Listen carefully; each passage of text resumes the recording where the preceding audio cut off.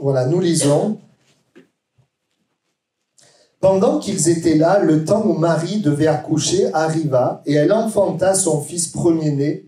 Elle l'emmaillota et le coucha dans une crèche, parce qu'il n'y avait pas de place pour eux dans l'hôtellerie. Il y avait dans cette même contrée des bergers qui passaient dans les champs les veilles de la nuit pour garder leurs troupeaux. Et voici un ange du Seigneur leur apparut, et la gloire du Seigneur resplendit autour d'eux. Ils furent saisis d'une grande frayeur. Mais l'ange leur dit, « Ne craignez point, car je vous annonce une bonne nouvelle qui sera pour tout le peuple le sujet d'une grande joie. C'est qu'aujourd'hui, dans la ville de David, il vous est né un sauveur qui est le Christ, le Seigneur. Et voici à quel signe vous le reconnaîtrez. Vous trouverez un enfant emmailloté et couché dans une crèche. Amen. » Amen. Voilà. J'aimerais commencer ce message en disant que Dieu a envoyé, et c'est un petit peu le message de Noël, ce temps de Noël, Dieu a envoyé Jésus sur la terre. Et Jésus qui vient sur terre, c'est pas une créature. Jésus, c'est Dieu. Il vivait, il était dans l'éternité et il s'est incarné. Il est venu parmi les hommes par cette naissance surnaturelle, par la Vierge Marie, le Saint-Esprit qui a agi et a amené cette naissance. Jésus vient au milieu des hommes. Et vous savez, quand Dieu fait quelque chose, il fait toujours les choses pour un but. Dieu ne fait rien par hasard.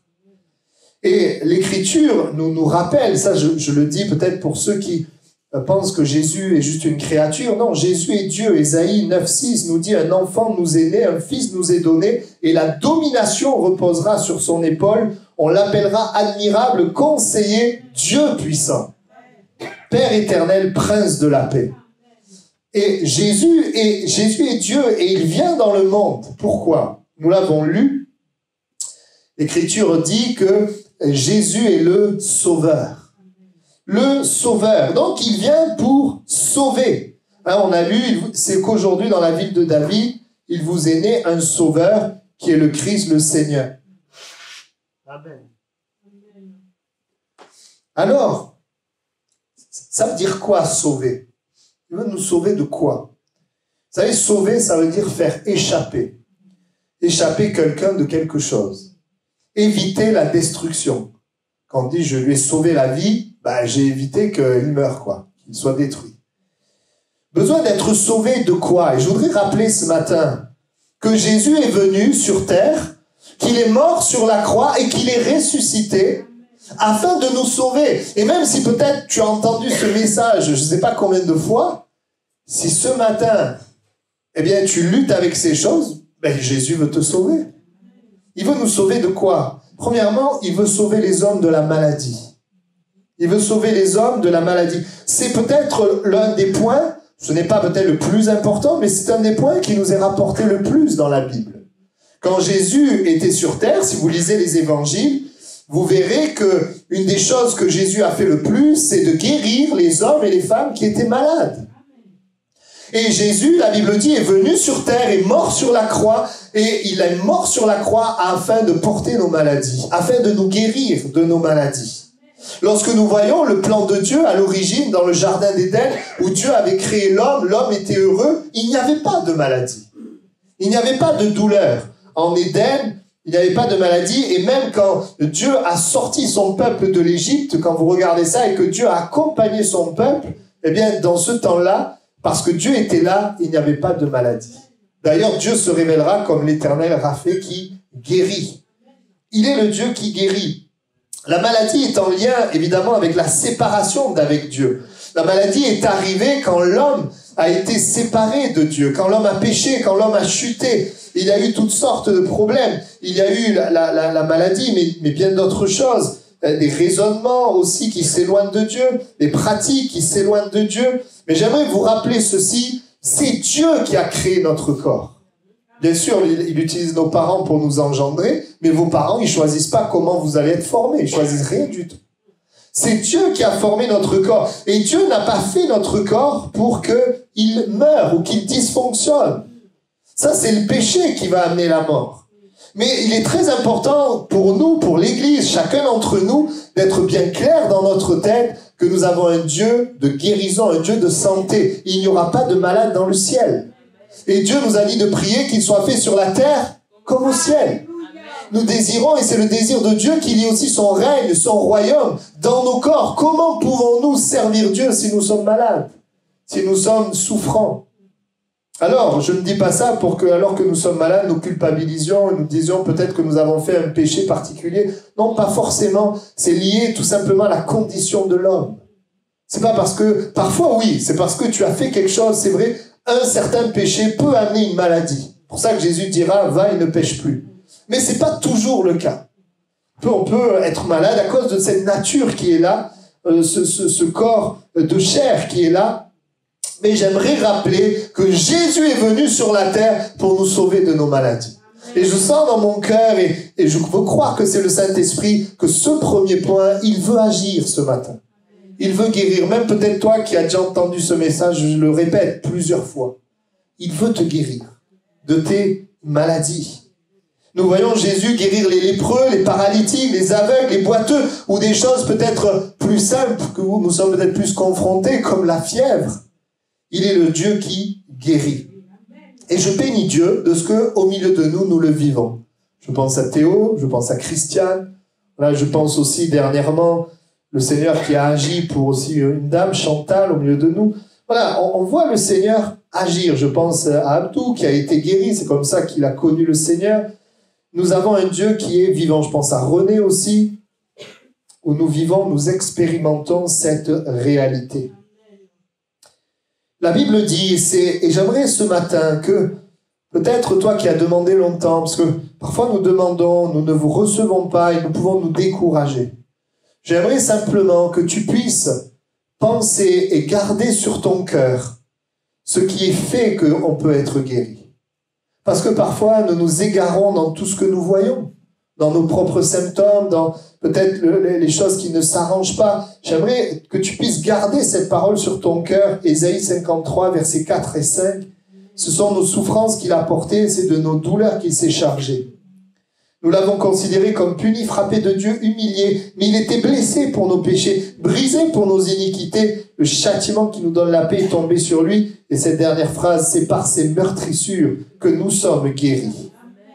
Et j'aimerais rappeler qu'il est le Dieu qui guérit. Vous savez, je vais vous faire une confidence. Pendant plusieurs années de ma vie chrétienne, en tant que serviteur de Dieu, je n'ai quasiment jamais parlé de la guérison divine. Et puis un jour, dans un temps de recherche personnelle avec Dieu, et c'est un thème que je n'avais pas forcément envie de parler, de communiquer. Mais dans un temps de recherche, le Seigneur a orienté et m'a dit, mais prêche que je guéris. Que Jésus guérit, qu'il est celui qui guérit. Et quand j'ai commencé à le faire, eh bien, j'ai commencé à voir Jésus guérir. Alors bien sûr, il y a parfois des choses qui durent longtemps, il y a parfois, il peut arriver, on ne comprend pas toujours tout. Parfois, c'est vrai, certains partent au ciel. Mais j'ai vu, et j'avais noté à ce moment-là, les gens pour qui nous prions, et j'ai noté 40 personnes qui avaient été guéries. Voilà, Toulouse minime, je parle. Le Seigneur est un Dieu qui guérit. Et c'est pas parce que tu ne l'es pas que tu n'es pas guéri. C'est juste qu'il faut persévérer encore. Et faire confiance dans sa parole. Il peut guérir instantanément, progressivement. Il est l'Éternel qui guérit. Et le Seigneur nous invite à croire dans sa parole, à se positionner dans la foi, parce que Jésus est venu sur la terre pour nous sauver de nos maladies, nous sauver de nos douleurs. Alors merci Seigneur pour les médecins, parce qu'ils font un travail formidable. Et béni soit Dieu, et vraiment je pèse mes mots, béni soit Dieu pour les médecins, mais nous savons que les médecins peuvent être limités, et sont limités dans certaines situations. L'Écriture nous invite à croire dans sa parole et à se positionner dans la foi. Tout ce que vous demanderez en priant. Et là, il est question, évidemment, de demander selon sa volonté. Nous savons qu'en demandant la guérison, nous demandons selon sa volonté. Parce que dans ses meurtrissures, nous avons été guéris. Tout ce que vous demanderez en priant. Et là, il nous dit, croyez que vous l'avez reçu. Et vous le verrez s'accomplir. Et tout le défi et tout le combat est dans cette deuxième phrase, croyez que vous l'avez reçu. Parce que nous sommes souvent impatients, nous voulons prendre la place de Dieu. Nous n'avons pas de pouvoir sur la guérison, sur le miracle. C'est Dieu qui le fait. Mais nous avons un pouvoir sur ce que nous choisissons de croire, ce à quoi nous choisissons de regarder, ce à quoi nous choisissons de nous focaliser. Ça, c'est nous, c'est notre responsabilité. Le Seigneur veut nous sauver de la maladie. Et ce matin, si tu as des soucis de santé, si tu es malade, si tu as des problèmes de santé, Jésus le Sauveur, eh bien, il est venu sur terre pour que tu sois sauvé de tes maladies. Amen. Deuxièmement, il veut sauver également, la Bible dit qu'il sauve les hommes de l'emprise démoniaque. L'Écriture dit que Jésus est venu sur terre pour chasser les esprits mauvais, les esprits méchants. Il est venu pour chasser les démons. Et l'Écriture dit dans Matthieu 8,16, il chassa les esprits par sa parole et il guérit tous les malades. On fait une parenthèse, les maladies peuvent être liées à la présence d'influences d'esprits mauvais. La Bible nous le dit clairement. Il y a des maladies, pas toutes, mais il y a des maladies qui sont liées à la présence de démons, à l'action démoniaque.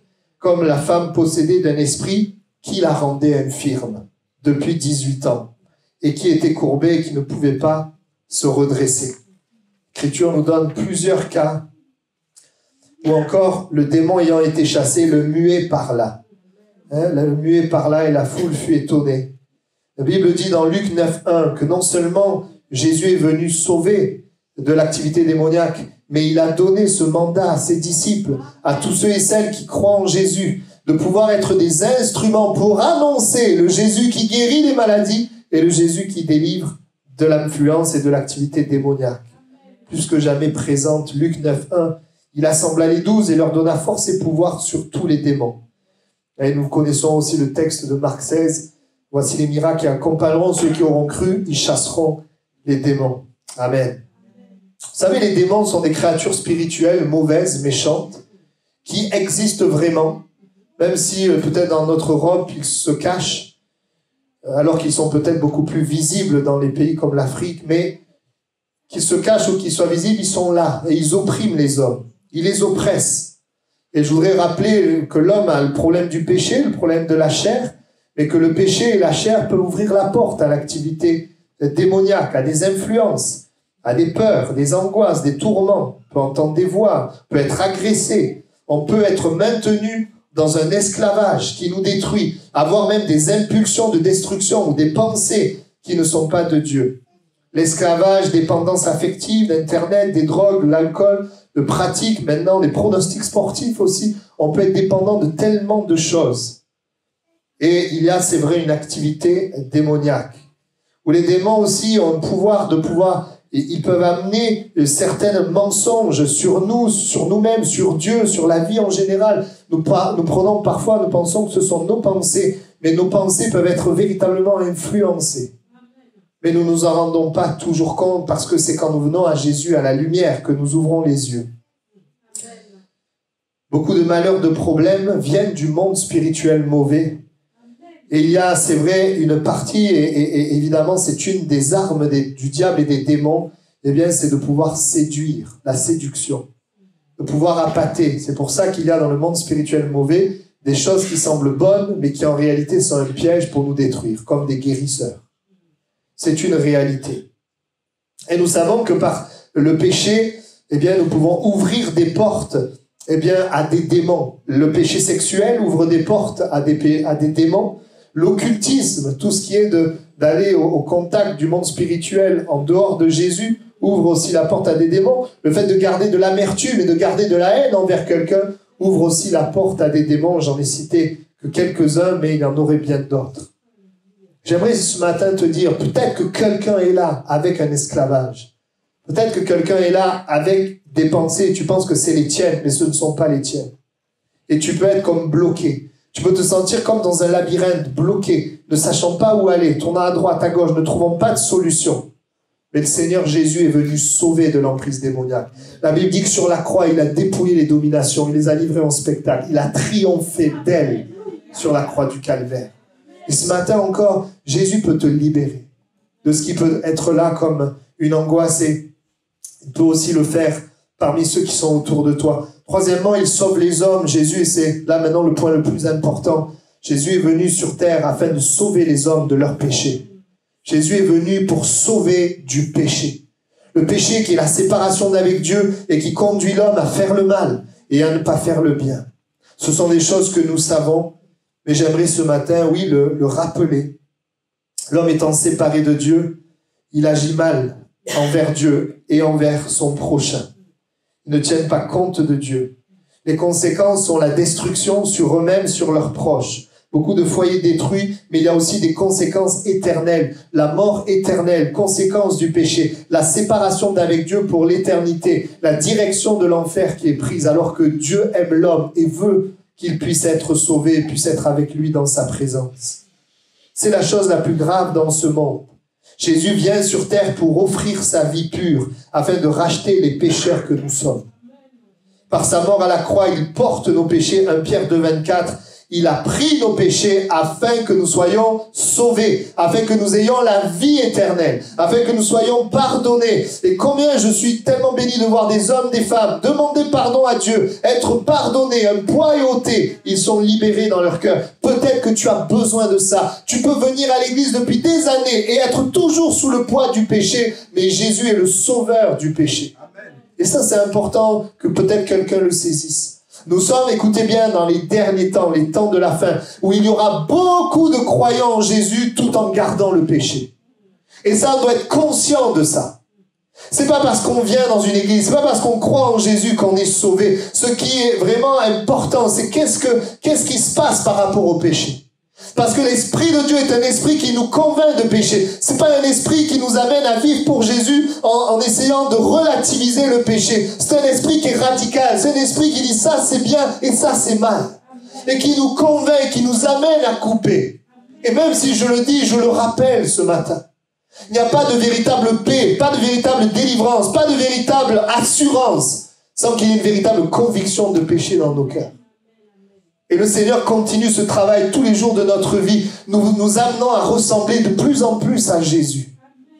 Et ce qui n'était peut-être pas, ce qui était voilé à nos yeux il y a des années, en grandissant et en avançant dans la sanctification, le Seigneur ouvre nos yeux et nous rend semblables à Jésus. C'est le véritable évangile. C'est la véritable voie. Parce que dans les derniers temps, il y aura une religion mondiale où on parlera de Dieu, on aimera tout le monde, mais où le péché sera accepté, où Jésus sera renié. Jésus est le Sauveur, Jésus est le Seigneur. Sauve les hommes de leurs péchés. Quatrièmement, et c'est un petit peu en lien, c'est une autre manière de le dire, il sauve les hommes d'une vie sans Dieu. Parce que c'est terrible de vivre sur terre sans relation avec Dieu, sans contact avec Dieu, sans entendre Dieu nous parler, sans le voir dans notre vie, sans le voir nous conduire. Jésus est venu sur terre mourir pour que nous ayons une relation avec Dieu, pour que nous ayons accès à Dieu, pour que nous puissions découvrir quelles sont ses promesses pour notre vie, quel est son plan pour notre vie, qu'est-ce qu'il veut faire avec nous. Ne vis pas ta vie sans Dieu. Ne vis pas ta vie avec juste des pensées sur Dieu, avec des théories, avec des philosophies, mais vis ta vie avec une relation vivante avec Dieu. C'est pour ça que Jésus est venu. Il est mort afin de nous sauver d'une vie sans Dieu. Et ça, c'est aussi le péché. Péché, ça veut dire manquer le but, vivre sans Dieu. L'Écriture dit que nous faisons fonction d'ambassadeurs pour Christ et nous exhortons, ou plutôt Dieu exhorte par nous et nous disons aux gens, soyez réconciliés avec Dieu. Pour ça, et c'est le message que nous avons. Moi, je ne suis pas là pour amener une religion dans la vie des gens, ça ne m'intéresse pas.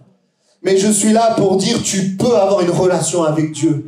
Tu peux entendre Dieu te parler, peut-être pas audiblement, même si Dieu est capable de le faire. Tu peux l'entendre te parler dans ta vie. Tu peux le vivre régulièrement. Nous pouvons suivre Dieu de loin, nous pouvons le suivre de près. Et je voudrais rappeler que Jésus est venu, le Sauveur, pour nous sauver d'une vie sans Dieu. Il ouvre l'accès à Dieu. Jésus dira, je suis le chemin, la vérité et la vie. Nul ne vient au Père que par moi. Autrement dit, pour venir à Dieu, tu as besoin de Jésus. Sans Jésus, tu peux parler à Dieu, mais il n'y a pas de relation. Une relation, c'est qu'il y a un premier point et il y a un deuxième, il y a un échange. Une relation, c'est pas à sens unique. C'est pas parce que je parle à Dieu que je suis en relation avec Dieu. Mais la relation, c'est quand je lui parle, mais il me répond aussi. S'il me répond pas, c'est qu'il y a quelque chose qui va pas, quelque chose qui ne va pas. Nous avons besoin de Jésus. Beaucoup, c'est un rappel, mais on va passer au deuxième point dans quelques instants qui, je crois, est important pour nous. Cinquièmement, Il sauve, il est venu sauver les hommes du mensonge. Il est venu sauver les hommes des mensonges du diable qui maintient les gens loin de Dieu. Nous renversons les raisonnements et toute hauteur qui s'élève contre la connaissance de Dieu. Et nous amenons toute pensée captive à l'obéissance de Christ. Je vais vous poser une question. Comment se fait-il que nous avons un Dieu qui est amour, qui est paix, qui est joie? Et tous les gens autour de nous, ils cherchent l'amour, la paix, la joie. Mais comment se fait-il alors qu'ils ne viennent pas à Dieu, ils ne viennent pas à Jésus? C'est à cause des mensonges du diable. C'est parce que le diable maintient les gens dans des mensonges. Et Jésus est venu nous sauver des mensonges. Et quand nous sommes venus à Jésus, oui, il nous a pardonné, il nous a guéris, mais il a changé nos pensées. Il nous a montré que nous étions sur une voie d'égarement. Il nous a montré que sa parole est la vérité. Et il a balayé les mensonges. Et il continue de le faire. Parce que malheureusement, même si nous acceptons Jésus, il y a tout le renouvellement de l'intelligence qui a besoin de se faire par le Saint-Esprit. Parce que si ce renouvellement ne se fait pas, nous sommes des chrétiens, mais dans la défaite. Et un chrétien dans la défaite, c'est juste un chrétien qui n'a pas été renouvelé dans ses pensées. Et nous avons besoin de réaliser que Jésus est le sauveur, celui qui vient nous sauver des mensonges et du mensonge, l'esprit de vérité. Amen. Le diable est le menteur, le père du mensonge. Et c'est une réalité. Et quand Jésus est venu sur terre, il n'a pas fait que guérir, vous voyez, il n'a pas fait que délivrer, mais il est venu parler, il est venu prêcher, il est venu enseigner, parce que les gens avaient besoin d'entendre la vérité, de connaître la vérité. Sans la parole, sans la vérité, on ne peut pas voir le mensonge. On ne peut pas le discerner, on ne peut pas le trouver. Mais Jésus est venu, il a parlé du royaume et il a démontré le royaume. Et nous pouvons vivre la même chose. Et ce matin, peut-être que tu viens à l'église, mais il y a encore des raisonnements qui te rendent prisonnier. Et le Seigneur veut te libérer. Par son esprit, il peut le faire. Il veut le faire. Amen. Il nous délivre du mensonge. Vous savez, le diable nous ment sur nous-mêmes. C'est pour ça qu'il y a des gens qui peuvent entendre des voix qui leur disent de se supprimer, que la vie ne vaut pas la peine, etc. Tellement de choses, tu t'en sortiras pas. Tellement de pensées qui sont là et que un peu instinctivement nous les acceptons. Alors que Dieu a une parole sur ta vie en Christ. Nous sommes une nouvelle création. Et ça, c'est tellement une bénédiction que de le savoir, mais surtout de le croire. En étant sauvé du mensonge, tu peux être sauvé du reste. Quand je crois en Jésus, l'Esprit vient habiter en moi et renouvelle mon intelligence. Que son nom soit béni. Noël, c'est Jésus qui vient sur terre pour nous sauver de tout cela. La maladie, les démons, le péché, la vie sans Dieu, le mensonge. Et je voudrais vous dire ceci. Un texte de l'Écriture nous montre, et c'est un texte très important, qui personnellement, je m'appuie dessus souvent. Et je voudrais le dire parce que on a l'habitude d'entendre ce type de message. On va passer au deuxième point, mais je voudrais vous dire ceci. Je voudrais pas forcément que tu aies une nouvelle connaissance ce matin.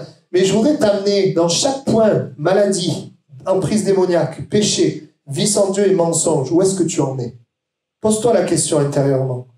Est-ce que véritablement, j'ai été sauvé de cela? Si ce n'est pas le cas, Jésus veut le faire ce matin.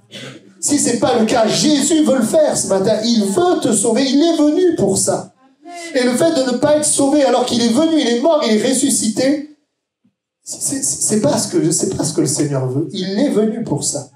Ce verset tellement important, sur lequel d'ailleurs on va s'appuyer même pour prier. Lui qui n'a point épargné son propre Fils, mais qui l'a livré pour nous tous, comment ne nous donnera-t-il pas aussi toutes choses avec lui? Il nous donne toutes choses avec lui. Alors maintenant, et je passe au deuxième point, je voudrais que vous soyez attentifs. Pourquoi? Puisque Dieu en donnant Jésus, il y a tout avec Jésus. Pourquoi tous ne sont pas sauvés? Pourquoi tous ne sortent pas de la maladie, de l'oppression, du mal, de l'absence de Dieu, des mensonges? Et vous savez quoi? Au temps de Jésus aussi, tous n'étaient pas guéris. Tous n'étaient pas délivrés, tous n'étaient pas changés, tous ne connaissaient pas la présence de Dieu. Plusieurs restaient dans le mensonge.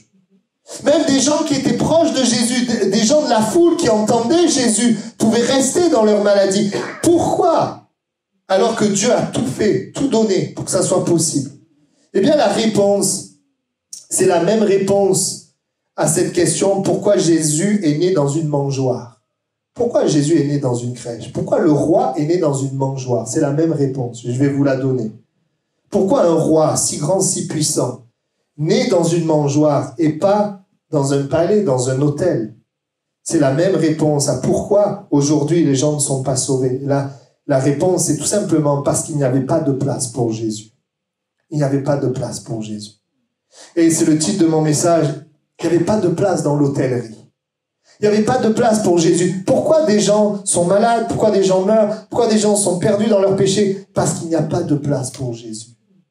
Pourquoi en fait Jésus est né dans une crèche? La Bible dit, il n'y avait pas de place dans l'hôtellerie. Et je te dis ce matin, si tu laisses la place à Jésus, tu connaîtras le salut. Il n'y avait pas de place pour Jésus. Ça vous est déjà arrivé d'aller dans un endroit où il n'y a pas de place pour vous? Est-ce que ça vous est déjà arrivé? Moi, ça m'est déjà arrivé. Ou quand tu fais un mariage, c'est difficile d'avoir une place pour tout le monde. Quelle différence entre un malade guéri par Jésus et un malade qui n'est pas guéri? Un tourmenté libéré et un tourmenté qui reste dans ses tourments? Un pécheur changé par Jésus et un pécheur qui reste dans ses péchés? Un homme qui voit Dieu agir régulièrement dans sa vie et un homme qui ne voit jamais Dieu? Un homme libéré par la vérité et un homme qui reste esclave dans ses mensonges, qu'il croit? Est-ce que c'est parce que Dieu fait une différence? Dit, lui je l'aime, je vais lui donner. Lui je l'aime pas, je vais pas lui donner. Non, c'est juste une question de place. Est-ce que je lui laisse la place? Est-ce que je laisse la place à Jésus? Est-ce que dans ma vie, Jésus a la place? Parce qu'on voit que Jésus agissait dans la vie de ceux qui lui laissaient la place. Qui Jésus a guéri? Ceux qui sont venus à lui. Ceux pour qui, finalement, venir à Jésus était plus important que peut-être l'honneur ou le respect qu'il pouvait avoir aux yeux des gens. Certains ne sont pas venus à Jésus parce que ce que pensaient les gens était tellement important qu'il n'y avait pas la place pour aller vers Jésus. Parce que des raisonnements étaient là. Certains, ceux qui connaissaient Jésus comme un charpentier, le fait qu'ils le connaissent comme un charpentier, ça prenait tellement de place qu'ils ne pouvaient pas laisser une possibilité, une place à ce que Jésus est le Sauveur et le Seigneur. Moi, je te le dis ce matin, très simplement. Si tu laisses la place à ce Jésus Sauveur, Jésus va te sauver. Est-ce que je lui laisse la place? Amen. Il n'y avait pas la place pour Jésus. Pourquoi aujourd'hui on voit tant de religions mais pas de puissance? Parce qu'il n'y a pas de la place pour Jésus dans ces religions. Il n'y a pas de place pour la vérité. La place est donnée à des rites, à des principes, à des valeurs, à l'orgueil, aux intérêts de l'homme, mais pas à Jésus. Et Jésus est la vie. Nous avons besoin de laisser la place à Jésus.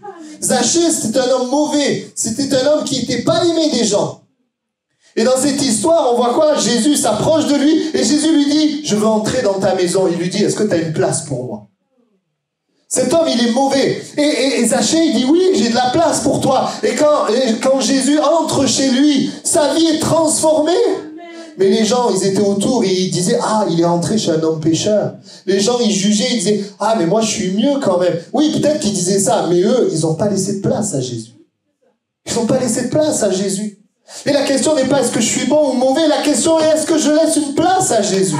Et quelle est la place que je lui laisse? C'est tellement important de se poser cette question. Amen. Même avec les disciples, on le voit à un moment donné, non seulement Jésus est venu là où on lui laissait la place, mais les disciples, c'est la même chose. Jésus leur dira, dans quelque ville ou village que vous entrez, informez-vous s'il s'y trouve quelques hommes dignes de vous recevoir, et demeurez chez lui jusqu'à ce que vous partiez. En entrant dans la maison, saluez-la, et si la maison en est digne, que votre paix vienne sur elle. Mais si elle n'en est pas digne, que votre paix retourne à vous. Jésus leur a dit, allez là où il y a de la place, là où les gens vous laissent la place. Et s'il n'y a pas de place, sortez et allez ailleurs. Vous savez, partout dans le monde, la parole de Dieu est envoyée. Jésus va vers les gens. Et quand quelqu'un ouvre son cœur et laisse la place, alors le salut devient une réalité. Et ce matin, et j'ai à cœur, parce que je sais que plusieurs en est déjà sauvés, mais j'ai à cœur qu'on puisse dire, Seigneur Jésus, ce matin, on veut te laisser plus de place. Plus de place, peut-être dans des domaines de notre vie où nous ne t'avons pas laissé la place. Moi, il m'arrive des fois d'avoir des problèmes, de réfléchir, de faire des choses, et puis à un moment donné, de me réveiller, de me dire, mais mince, mais en fait, je ne m'attends pas vraiment à Dieu. Ça vous est déjà arrivé, ça? Parce qu'on contrôle, parce que l'être humain est comme ça, il fait par lui-même, mais nous pouvons ce matin lui laisser la place. Comment lui laisser la place? Les disciples, on le sait, les disciples de Jésus ont tout laissé pour le suivre. Puis je vais terminer. Vous savez, on laisse la place à Jésus en faisant de Jésus les délices de notre cœur. Et quand on fait de Jésus les délices de notre cœur, on est prêt à laisser ce que j'appellerais des choses inférieures pour ce qui est supérieur. La présence de Jésus. Comment on lui laisse la place? Vous savez, vous pouvez, par exemple, Jésus peut être au milieu de nous, on peut lui laisser la place juste d'un invité, on l'invite, il vient là, et puis il s'assoit, et puis on lui demande rien, on ne prend pas la parole. Voilà, on l'invite, mais il n'a pas plus de place que ça. Ou alors, on peut l'inviter comme le président, comme le roi, vous voyez? Où en fait, il rentre et on lui laisse le micro, on lui laisse parler. Et vous voyez, dans nos vies, Jésus, ça peut être juste comme un invité, quelqu'un qui dit, bon, faut quand même que je croie en Jésus, parce que voilà, hein, alors quand même, le dimanche, on va aller à l'église, et puis le reste de la semaine, on va faire autre chose. Voilà, il y a un petit peu de place. Ou alors, on peut dire, non, Jésus, tous les jours de ma vie, je veux que tu règnes. Je veux que tu me diriges. Dans ce problème, je veux te voir. Dans peut-être ce que tu as fait de bon, je veux être reconnaissant. Je veux développer une relation avec toi. Je veux laisser la place à Jésus, plus de place à Jésus, plus de place dans toute ma vie. Amen. Seigneur désire. Vous savez, il force pas. Vous savez, quand vous êtes dans une voiture, vous pouvez en effet laisser la place à quelqu'un et il s'assoit à côté de vous et vous conduisez. Mais c'est vous qui allez. Ou alors, vous lui laissez la place, c'est lui qui conduit et vous, vous êtes assis à côté. Là, c'est pas la même chose. Il y a beaucoup de chrétiens, Jésus est dans leur voiture, mais c'est le passager. Et ils disent à Jésus, bon, je vais aller là, bénis-moi, hein, bénis-moi. Mais ce que Jésus voudrait, c'est qu'on dise, Jésus, prends la place du conducteur et moi, je me mets à côté. Et là, Jésus nous conduit, mais Jésus, on va où là? Fais-moi confiance. Jésus, je te fais confiance. Je ne serais pas allé là, moi, mais je te laisse la place. Est-ce qu'il est vraiment le pilote? Est-ce qu'il est vraiment le conducteur? Ou alors tu es le conducteur et lui, il est simplement le passager. Vous savez, l'être humain, il veut être au contrôle des choses. Mais la vérité, c'est qu'il ne contrôle pas grand-chose. Et nous avons besoin de lui laisser le contrôle, lui laisser la place. D'une manière pratique, je vais terminer. Je voudrais être pratique, peut-être que ça va nous interpeller. Comment, quand on parle de prendre la place, Jésus qui prend la place, vous voyez, premièrement, et je voudrais parler maintenant au peuple de Dieu, c'est que Jésus prenne de la place dans nos pensées. Parce que des fois, les gens servent Dieu, mais leurs pensées déshonorent le Seigneur. Je peux faire des choses, mais dans mes pensées, pécher contre Dieu, déshonorer Dieu. C'est pour ça que le psalmiste dit, sonde-moi, ô Dieu, connais mon cœur, éprouve-moi, connais mes pensées, regarde si je suis sur une mauvaise voie et conduis-moi sur la voie de l'éternité. Qu'est-ce qui prend place dans mes pensées? Est-ce que Jésus prend place dans mes pensées? Est-ce que Jésus prend place dans mes affections? La Bible dit qu'on peut s'affectionner aux choses de la chair ou s'affectionner aux choses de Dieu. Et vous savez, quand vous prenez une direction, ensuite, si vous vous affectionnez à la chair, vous allez aimer de plus en plus la chair. Et les choses de Dieu, ça va s'amoindrir. Mais si au contraire, vous allez plus vers les choses de l'esprit, ce sont les choses de la chair qui vont s'amoindrir et vous aurez soif pour les choses de Dieu. Mais des fois, on ne comprend pas ça. On est à fond dans la chair et on ne comprend pas pourquoi on n'a pas envie d'aller à l'église. On n'a pas envie de lire la Bible. On n'a pas envie parce qu'on a orienté notre cœur. On n'a pas laissé de place à Jésus. On a laissé place à la chair. Et on a besoin de laisser la place à Jésus dans nos pensées, dans nos affections, mais aussi dans nos actions. Voyez-vous, laisser la place à Jésus dans mes actions. L'année, la 2022 est passée et j'ai agi pour qui? J'ai agi pour quoi?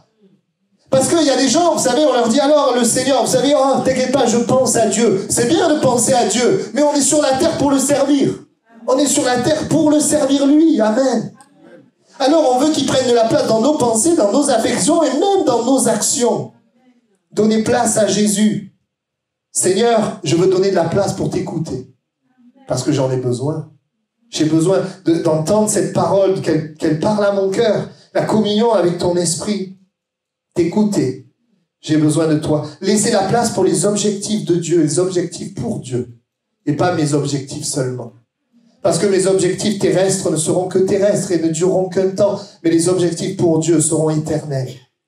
Est-ce que je poursuis seulement, je suis seulement dans mon travail ou dans certaines choses de la terre? Ou est-ce que, non, je poursuis la gloire de Dieu?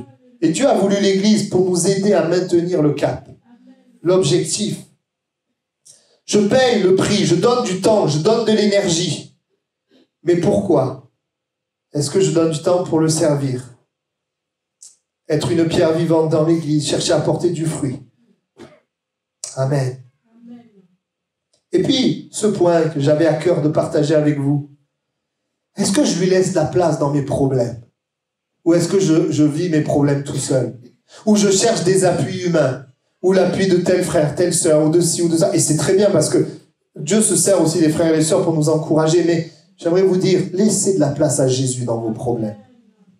Si vous avez des problèmes, laissez-lui la place. Il veut, la Bible dit, ne vous inquiétez de rien, faites connaître à Dieu. Je vais vous donner ma paix. Il désire prendre la place. Plus de place à Jésus dans les domaines difficiles de ma vie. Des fois, les choses se passent mal, alors on boude de Dieu. Et quand tu boudes de Dieu, tu laisses la place aux ténèbres et tu t'enfonces encore plus. Mais on ne veut pas bouder Dieu, on veut lui dire, Seigneur, je ne comprends pas tout, mais je te laisse la place. Je veux que tu viennes dans mes problèmes. Quand il y a un enfant, ça commence à pas aller. Seigneur, je te l'apporte. Pour l'Église, moi en tant que pasteur, tel frère, telle sœur, ce problème, on n'a pas de solution. Seigneur, je te l'apporte. Je te fais confiance, je regarde à toi. Vous savez, Jésus désire une relation d'amour avec nous. Il désire prendre la place, mais il ne prendra pas la place que tu lui donnes pas. Jésus ne force pas, n'enfonce pas les portes. Mais Jésus entre là où tu ouvres la porte. Hein, si quelqu'un frappe, voilà, le Seigneur, il entre. Si nous ouvrons, lui, il frappe, pardon, et si nous ouvrons, bien, il rentre. Il vient. Et puis, un dernier point. Lui laisser la place dans nos combats, dans nos luttes. Vous voyez, au début, Moïse, juste avant de passer au dernier point, il se bat pour le plan de Dieu. Mais c'est lui qui prend toute la place. Et des fois, on est là, on veut se battre pour Dieu, mais il y a pas de, Dieu n'a pas de place dans notre vie. Et quand Moïse se bat avec sa force, résultat, il y a la colère, il y a la peur, obligé de fuir. Mais la deuxième fois, il fait sa part. Il parle, mais il laisse la place à Dieu. C'est Dieu qui combat. C'est Dieu qui envoie les plaies d'Égypte. C'est Dieu qui confirme. C'est Dieu qui agit. C'est Dieu qui l'envoie. Il laisse la place à Dieu.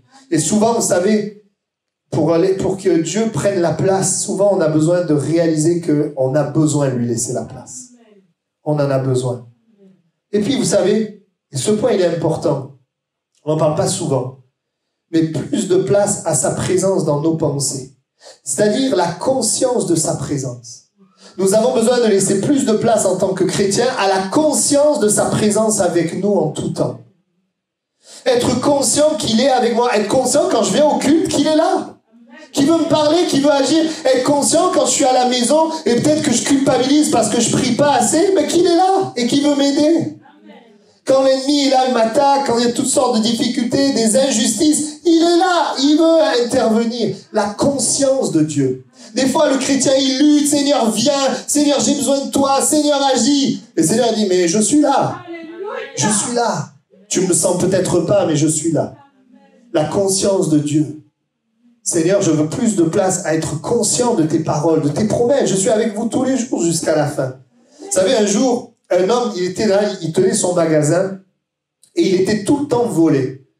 Il y a des gens qui venaient, ils volaient, ils perdaient beaucoup d'argent. Alors un jour, il a mis une grande pancarte et il a écrit « Dieu te voit ». Et à partir de là, les vols ont diminué. Pourquoi? Parce que les gens, quand ils ont voyé la pancarte, ça a amené une conscience de Dieu. Alors bien sûr, il y en a qui ne croient pas, mais il y en a, ça a dû les interpeller et les vols ont diminué. J'ai envie de te dire, quand tu as conscience de Dieu, ça change tes pensées et tes actions.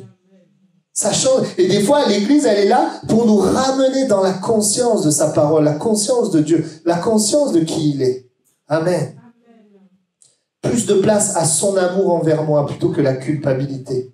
Plus de place à la parole que je suis guéri plutôt que les symptômes et la maladie que je vois tous les jours. Plus de place. Résultat, la paix, la force et l'action de Dieu. On incline nos têtes ensemble et nous terminons ce culte. Il n'y avait plus de place dans l'hôtellerie, mais y a-t-il de la place dans ton cœur et dans ta vie pour Jésus? Jésus vient là où on lui laisse la place. Alors vient le salut. Salut pour la guérison. Et peut-être tu es là et tu dis, c'est vrai que j'ai pas laissé de place à cette parole de guérison. Ce pourquoi Jésus est mort. C'est vrai que je ne le proclame pas, je ne le pense pas, je ne le déclare pas, j'en suis pas conscient. Mais est-ce que ce matin, tu veux laisser de la place à cette vérité, à Jésus, à sa parole? Laisser de la place à ce Jésus qui délivre et qui donne la paix. Laisser de la place à ce Jésus qui pardonne les péchés, qui ne te condamne pas, mais il te pardonne et il te délivre. Laissez de la place à ce Jésus qui te convainc de péché, qui te donne la haine du mal et l'amour de la vérité. Laissez de la place à ce Jésus qui te permet d'entrer en contact avec Dieu, qui te permet de vivre par la parole de Dieu, d'avoir soif de Dieu, d'avoir une soif renouvelée. Je veux lui laisser de la place, je ne veux pas m'éteindre. Laissez de la place à la parole qui est la vérité. Peut-être que je suis bloqué, mais le Saint-Esprit, c'est un esprit de vérité. Il fait tomber les mensonges du diable. Il vient débloquer, éclairer. Il dira la vérité sur toi-même, la vérité sur Jésus, sur Dieu. Et cette vérité, elle nous affranchit. Quand on lui laisse la place, c'est la vie abondante. Il est venu afin que les brebis soient dans l'abondance. Et vous remarquerez, les brebis sont dans l'abondance parce qu'elles ont un berger. Et parce que le berger prend la place. Quand le berger prend la place, il y a la nourriture, il y a la conduite, il y a le soin, il y a la protection. Parce que je ne suis pas une brebis seule, je suis une brebis qui a un berger. Et je voudrais simplement, je sais que beaucoup d'entre nous, on a déjà donné notre vie à Jésus. Peut-être que quelqu'un ne l'a pas fait et tu peux le faire ce matin. Mais pour ceux qui ont déjà donné leur vie à Jésus, est-ce que tu voudrais pas ce matin lui dire, prends plus de place? Plus de place dans mes pensées. Plus de place dans mes actions. Si cette année, tu n'as pas servi Dieu, décide de le servir. Plus de place aussi. Oui, je veux être plus dans la foi, dans la conscience de Dieu. Je suis tout le temps dans la conscience de mes faiblesses, dans la conscience de ce qui ne va pas, dans la conscience des gens difficiles. Mais je vais être dans la conscience de Dieu, des promesses de Dieu. Le Seigneur veut te bénir. Il veut agir. Peut-être juste quelques paroles avant de prier, mais peut-être quelqu'un où les choses ont pris beaucoup de place en 2022. Beaucoup de choses, et tu sens dans ton cœur que ces choses qui t'ont pris la place en 2022, tu dois donner la place à Jésus en 2023. Et dire, mais Seigneur, il y a trop de choses que j'ai données à des choses futiles finalement, et je voudrais ce matin te donner ces choses-là. Je voudrais te donner. Peut-être quelqu'un, c'est ton téléphone qui a pris beaucoup de place et qui vient même brouiller ta relation avec Dieu. Couper ton temps de prière. Et tu peux décider ce matin de réduire la place. Et peut-être de prier sans le téléphone. De dire, Seigneur, je vais donner du temps pour toi. Certains, vous avez peut-être besoin de réduire votre activité pour chercher le contact avec Dieu. Alors, je ne suis pas en train de dire, il faut travailler. Et la Bible nous invite à travailler d'une manière zélée. Il n'y a pas de problème. Mais la Bible nous invite surtout à entrer en contact avec lui. Nous avons besoin de sa parole. Nous avons besoin de sa vie. D'autres ont besoin, après le contact avec Dieu, d'agir pour lui. Parce que si tu as un contact avec Dieu, c'est bien, mais le Seigneur désire, sa parole, eh bien, il désire que tu puisses le servir, agir. Amen. Peut-être qu'en ce moment, tu as un problème. Il y a de la place pour tes idées, il y a de la place pour les conseils des hommes, mais il n'y a pas la place pour l'enseignement de Dieu. Qu'est-ce que la parole de Dieu dit dans tes problèmes ? Et ce matin, je voudrais t'inviter à laisser place à ce que la Bible dit dans ton problème, à aller chercher dans la Bible la réponse que tu vas trouver, à demander à Dieu la réponse dans ce que tu es en train de traverser. Amen, c'est ce qu'il désire faire. Tu as une relation avec Dieu ce matin, mais peu de place à la conscience qu'il est là et veut te parler. Et tu as besoin de laisser plus de place à cette confiance en lui. Tu pries déjà, tu lis déjà ta Bible, tu viens à l'église, mais tu as besoin d'être conscient qu'il est là et qu'il veut te parler, il veut t'aider. Il le veut parce qu'il a payé pour ça. Amen. Alors si vous désirez tout simplement laisser plus de place à Jésus, et j'avais à cœur vraiment quand j'ai préparé le message, j'avais à cœur particulièrement ceux qui vivent des problèmes, et même peut-être c'est pas tes problèmes, mais c'est le problème de tes proches. Et ça t'affecte parce que tu aimes tes proches. Eh bien, je voudrais que tu puisses laisser la place à Jésus, même pour le problème de tes proches. Parce que ta prière peut faire une différence pour celui qui est à côté de toi. La Bible nous le montre. Tellement de personnes sont venues à Jésus, pas pour eux, pour quelqu'un, et Jésus a agi. Laisse de la place à Jésus. Est-ce que ce matin, il y a quelqu'un qui dit, oui Seigneur, je vais te laisser plus de place dans mes problèmes, plus de place dans mes pensées, plus de place dans mes actions. Je veux te laisser plus de place. Si c'est le cas, juste levez la main à votre place. Moi, je lève la main avec vous parce que je veux laisser plus de place dans mes pensées. Parce que le diable sans arrêt nous a fait, pouvez baisser la main. Et on va prier ensemble. C'est un temps de victoire. C'est un temps de bénédiction. On va prier, puis je vais donner 2 directions et le culte se terminera. Mais prions maintenant. Seigneur, ensemble, nous décidons de te laisser la place.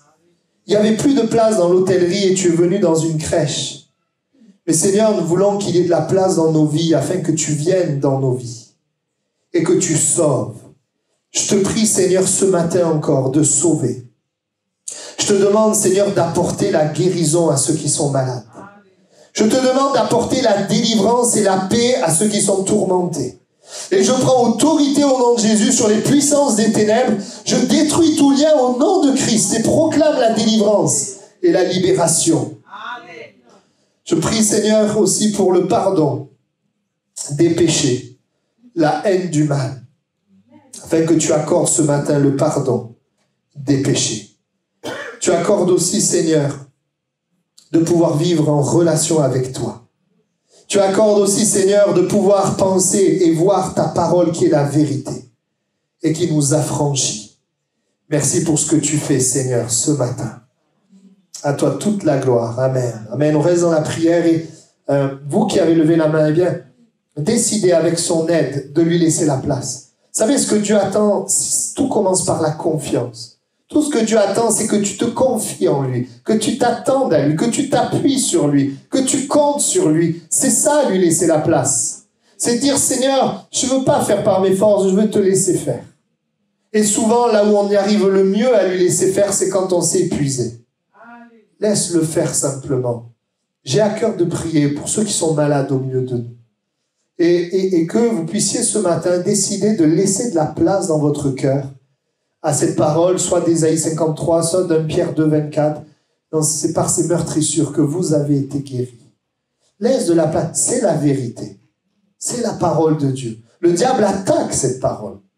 Le diable met en doute cette parole. Le diable cherche à te faire oublier cette parole. Mais cette parole, la Bible dit dans Proverbe 4, que si tu mets la parole devant tes yeux, si tu la gardes dans le fond de ton cœur, c'est la santé pour ton corps.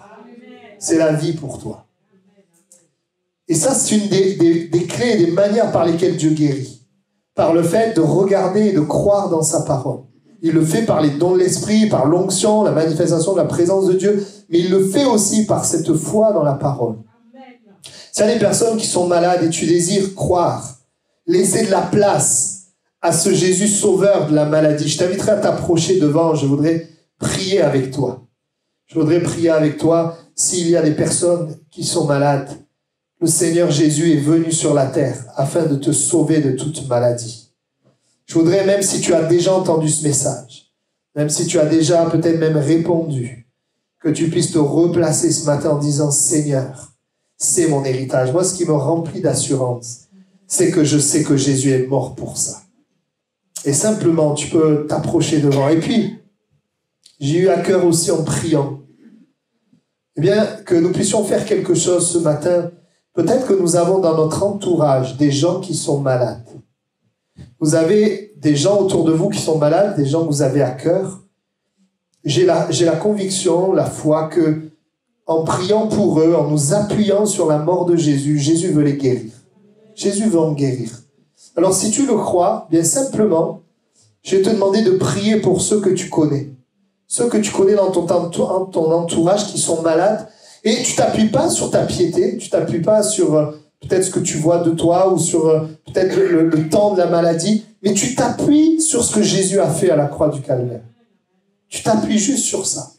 Tu dis Jésus, simplement, à la croix, tu es mort, tu as donné ta vie.